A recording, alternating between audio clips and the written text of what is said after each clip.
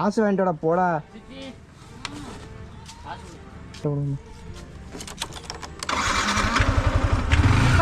என்ன என்னம்மா சோகமா ஏன் ஸ்டேட்டஸ் போட்டிருக்க? என்ன சரி? அது ஒன்றும் இல்லைம்மா. ஏமா நீங்கள் வேறு ஏன் என்னன்னு சொல்லு.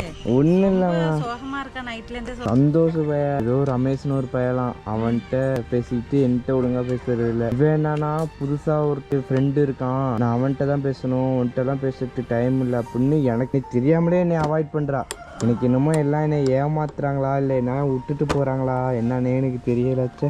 அதுக்கு ஏன்டா ஃபீல் பண்ற?